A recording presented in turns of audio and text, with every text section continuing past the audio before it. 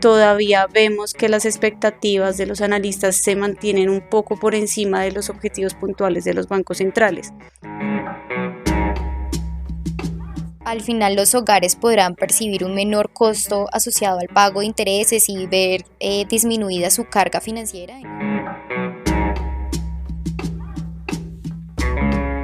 Hola a todos, bueno, es un placer estar nuevamente con ustedes en este espacio del podcast de investigaciones económicas de Corfi Colombiana. En esta ocasión me encuentro con Gabriela Bautista y María Paula González, que son analistas del grupo de investigaciones económicas, y en esta ocasión yo, Felipe Espite, que soy el especialista de renta fija, que haré las veces de interlocutor en un espacio que queremos hablar sobre nuestro último informe especial de política monetaria en América Latina,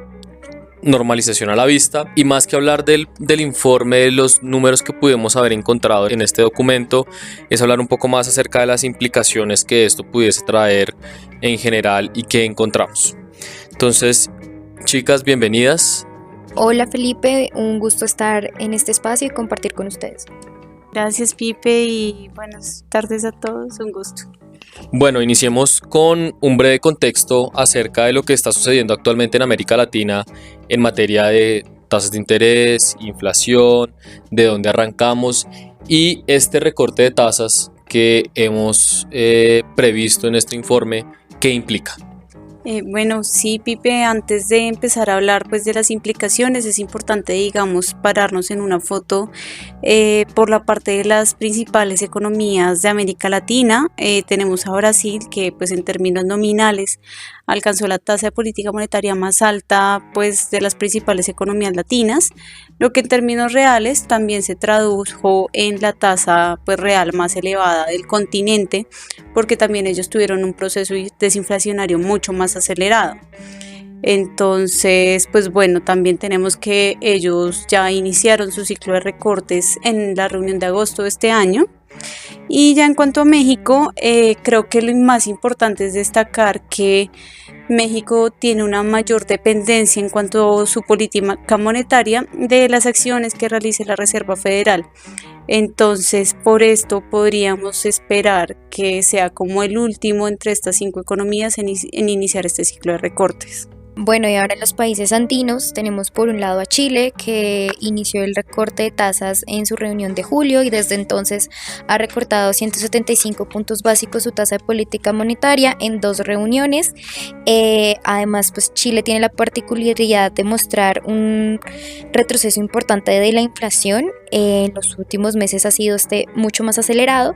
y además ha visto un mayor deterioro de la actividad económica entre los 5 países que analizamos en este informe, que bueno, como ya lo mencionó Gabriela, Brasil, México, Chile, Perú y Colombia. Y bueno, en este sentido tenemos por otro lado a Perú, otro de los países andinos, en donde el proceso desinflacionario en convergencia al objetivo del Banco Central ha sido el segundo más lento entre estos 5 países después de Colombia. También es importante destacar que en Perú se han visto recientemente presiones inflacionarias en el componente de alimentos, dado la llegada del fenómeno del niño costero en este país, que pues ha generado condiciones climáticas adversas. Entiendo un poco el hecho de que en la región la inflación ha empezado a ceder luego de sus máximos, que esto pues ha sido una labor bastante importante de cara al golpe que tuvimos de recuperación económica luego de la pandemia y que de cara a que la inflación ya ha empezado a converger en diferentes países de la región y como lo mencionaba hace un momento María, de que Colombia ha sido uno de los países que posiblemente esa velocidad de convergencia ha sido un poco más lenta, especialmente porque existen eventos tales como el aumento de los precios de la gasolina y que pues hacia futuro también todo el tema del fenómeno del niño puede ser un impacto importante dentro de los precios de nuestro país. Quisiera preguntarles, ¿ustedes creen que los bancos centrales ya han hecho toda la tarea completa en este ciclo? Aquí bastaría aclarar que cuando hablamos de política monetaria, cuando hablamos de este tipo de eventos macroeconómicos, pues tenemos que tener un lapsus de tiempo aproximadamente de unos 2 años, 2 años y medio para poder entender, digamos, estos ciclos tanto de subidas como de bajadas que pues los bancos centrales reaccionan a la inflación, pero hay un evento importante que en América Latina lo estamos mostrando y que en este documento aparece, que es también todo el tema de la desaceleración económica. Entonces, ¿qué percepción tienen ustedes acerca de esto? Claro, Pipe, sí. En primer lugar, no sé hasta qué punto podamos decir que la tarea ya está hecha. Sí, la inflación ha venido convergiendo, pues, hacia las metas de los bancos, pero buena parte de esta trayectoria inflacionaria ha sido más como por un proceso como de alivio de las presiones de los componentes más volátiles, o sea, de alimentos y de los combustibles, que tuvieron un 2022 bastante marcado, digamos, como por cuestiones más externas, como las afectaciones en la cadena de suministros o también la reactivación económica global. Pero si miramos ya en detalle, ya como la convergencia del componente núcleo de la inflación, que digamos ya nos da como un poquito más de señales de cómo están esas presiones por parte de la demanda, sí vemos que si bien ya han comenzado a hacer en estos 5 países, sí ha sido como más resistente a esta convergencia. Entonces, de un lado tenemos pues que todavía tenemos ciertas presiones por parte de la inflación núcleo, y de otro lado vemos que en el horizonte de política monetaria, o sea en el horizonte de año y medio, todavía vemos que las expectativas de los analistas se mantienen un poco por encima de los objetivos puntuales de los bancos centrales. Entonces no solo está la tarea de conseguir que la inflación pues sí ya comience a ceder, que es algo que ya estamos viendo, sino que también está el tema del anclaje de las expectativas, que finalmente es como lo que termina asegurando que haya una mayor transmisión de la política monetaria pues ya a las tasas del sistema financiero. Bueno, aquí te me adelantas un poco a una pregunta que tenía para la posterioridad, y ya cuando me hablas de todo el tema de velocidad de convergencia, transmisión al sistema financiero, ¿cuánto están ustedes estimando que posiblemente sea ese tiempo? ¿Esas medidas son rápidas, son lentas? Esto en últimas en el tema de, por ejemplo, cómo lo vemos en el sistema financiero, en temas de tasas de, ejemplo, tarjetas de crédito, créditos hipotecarios, se puedan ver, digamos, cuánto tiempo pueda esto trasladarse. ¿Por qué la pregunta? Porque posiblemente en los mercados de capitales esto sea mucho más instantáneo e inclusive ya haya estado incorporado, inclusive lo que hemos visto a lo largo de este 2023 en los mercados de deuda pública de países emergentes, es que buena parte de esta expectativa de inflaciones implícitas van a estar ancladas, van a estar cerca de ese objetivo de política monetaria. Los bancos centrales van a empezar un ciclo de recortes, ya está, digamos, incorporado dentro de los precios, pero esto un poco ya en la economía real, dentro de la economía del común, ¿cómo lo están viendo ustedes? Bueno, Pipe, como lo mencionas, primero pues es importante reforzar la idea de que los canales de transmisión de la política monetaria a las tasas de interés que de pronto va a haber la tarjeta de crédito o que se ve como en la economía real no son inmediatos. De hecho, algunos estudios para Colombia han mostrado que existe un rezago entre 12 y 18 meses en los que podremos estar viendo que los efectos de una política monetaria como flexibilizada puedan llegar a verse en las tasas de interés. Y por otro lado, también es importante recordar que este ciclo de recortes está en un contexto después de pasar por una coyuntura de tasas históricamente altas por un tiempo prolongado, y que en algunos de estos países incluso vimos tasas de interés en el nivel más alto desde que se implementó los esquemas de inflación objetivo, por lo que incluso podríamos pensar que algunos de los sectores de la economía real aún están en proceso de ajuste y aún no han incorporado ese contexto de tasas altas del todo, por lo que aún esperaríamos que los recortes de tasas en este ciclo tengan de cierta manera un efecto aún más rezagado. Listo, entiendo. Entonces esto lo que quiere decir es que en definitiva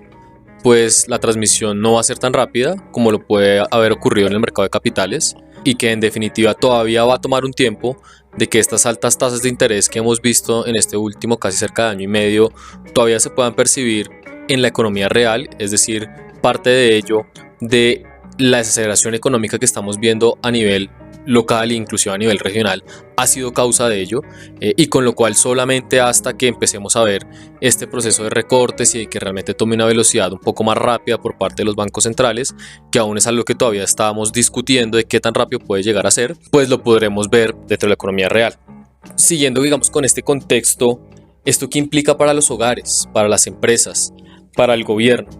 ¿Quiénes son los más beneficiados en dado caso de que los haya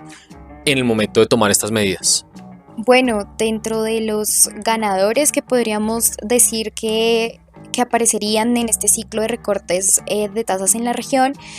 primero pues hay que recalcar el papel del consumidor, y es que en unos meses, y como ya lo hemos discutido en este podcast, dependiendo del rezago precisamente de la transmisión de la política monetaria a las tasas de interés de, por ejemplo, créditos de consumo, de vivienda o la tarjeta de crédito, pues al final los hogares podrán percibir un menor costo asociado al pago de intereses y ver disminuida su carga financiera en un contexto de tasas de interés más bajas de las que vimos, por ejemplo, este año, pues a partir de los ciclos de recortes que se den de aquí en adelante. Claro, Mari, y pues también no solo los consumidores, sino las empresas que pues requieren necesidades de fondeo y buscan, digamos, financiamiento, ya sea en el sistema financiero o en el mercado de capitales mediante emisión de deuda, deberían estar accediendo eventualmente a un financiamiento, pues si se quiere, más barato. Entonces esto va a ser, digamos, útil para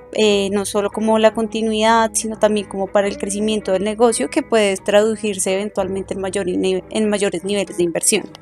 Bueno, yo aquí adicionaría un poco el tema de los gobiernos nacionales, que muy seguramente lo que van a evidenciar dentro de las tasas de interés a las cuales ellos buscan financiamiento es que en la medida en que empecemos a ver estos recortes en las tasas de interés, vamos a ver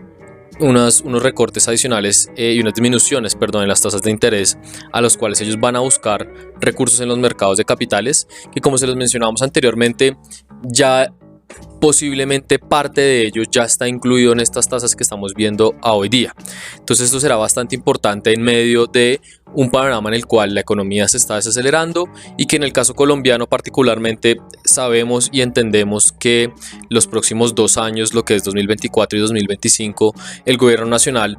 tiene un perfil de vencimientos bastante alto, lo cual tener unas tasas de interés que puedan ser más bajas en el largo plazo, pues van a ser beneficiosas para ellos en la medida en que esos recursos pues van a ser, como lo acaba de decir Gaby, un poco más baratos. Bueno, Pipe, ya que entramos en esta dinámica del mercado de deuda, creo que es importante mencionar que los inversionistas o aquellos fondos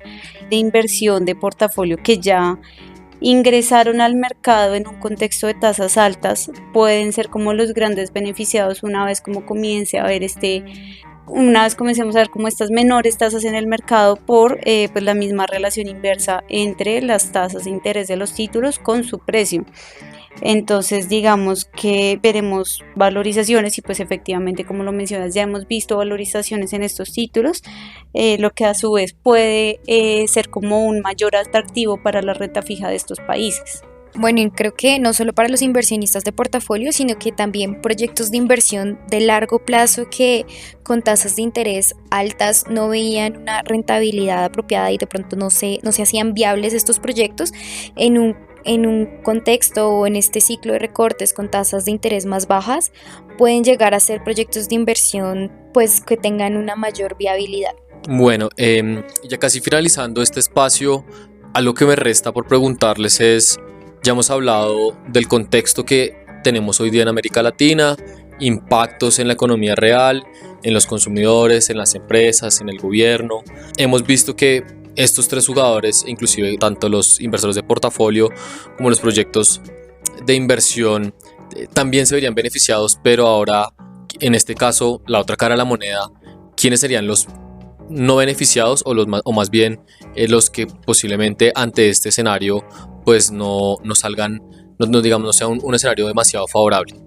Bueno, sí, efectivamente no, pues no todo es como ganancia. Acá es importante destacar como que en la medida que veamos como más recortes de tasas y especialmente recortes como más acelerados, vamos a ir viendo menos espacio para pues el carry trade con las monedas latinoamericanas. Pues precisamente vimos que en el primer semestre las monedas latinas, lo que fue el peso colombiano, el real brasilero y el peso mexicano, fueron como las principales ganadoras de esta práctica. Y como vimos en el caso de Chile, que llevaron a cabo un recorte sorpresivo para los mercados, pues eso efectivamente hace que sus monedas, digamos, pierdan, si se quiere, como competitividad frente a otras monedas emergentes que, digamos, sí puedan dar como esos mayores retornos. Bueno, y a su vez, una vez ya veamos como una total transmisión de las tasas al mercado de capitales, pues también esto puede, digamos, ya en un más largo plazo, en un mediano plazo, desincentivar pues ingresar a la renta fija local cuando los títulos ya no tengan mayor espacio de valorizaciones. Buenísimo. Bueno, ahora ya para finalizar, yo quisiera que nos diesen un último mensaje acerca de este tema de América Latina y el tema de esta normalización a la vista, como hemos llamado nuestro informe, que yo inicialmente diría y aclararía que hay que tener cuidado en este proceso de recorte de tasas de interés, porque si bien es un tema del cual va muy ligado al corto plazo, que es un tema de que las tasas de corto plazo, muy seguramente esta normalización va a ser transmitida quizás casi que instantáneamente. En el tener cuidado, a lo que me refiero es a la transmisión que esto pueda tener en las tasas de largo plazo, porque posiblemente esto pudiese generar imbalances para los gobiernos principalmente, y que en últimas también se ve afectada tanto los consumidores como los empresarios, de tener una política monetaria en la cual empecemos a ver recortes que posiblemente sean muy acelerados con el fin de ayudar posiblemente a la economía, pero que, como lo mencionábamos, sin unas expectativas que no están ancladas, que no están en el objetivo de política monetaria, pues pudiesen causar, llamémoslo entre comillas, estragos en los mercados de capitales, y que esto pues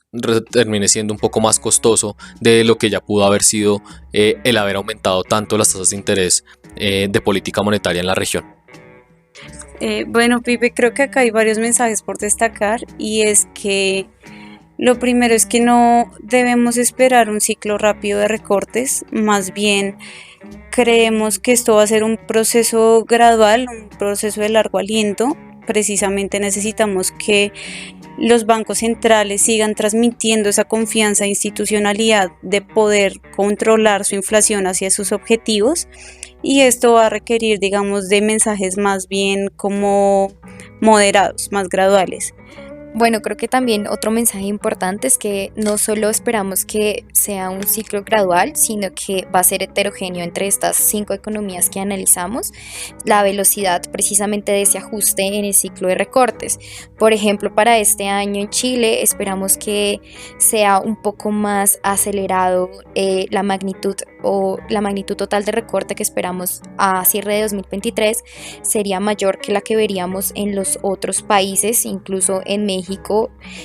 Puede que el primer recorte se dé o bien en diciembre de este año o más bien hacia el otro año. Todo dependerá mucho de las decisiones de la Reserva Federal. Mientras que otro ejemplo es Colombia, en donde esperamos 2 recortes de la tasa este año, también muy en línea con que Colombia ahorita es el país entre estas 5 economías con la inflación más alta, y pues que ha visto un proceso desinflacionario mucho más lento que las otras economías. Bueno, muchas gracias por este espacio. Los invitamos a todos nuestros seguidores a que vean este informe en nuestro sitio web www.investigaciones.corficolombiana.com, y que nos sigan en nuestras redes sociales, y para que estén más al tanto de toda la coyuntura económica tanto local como de América Latina y de nuestros informes de coyuntura. Gracias.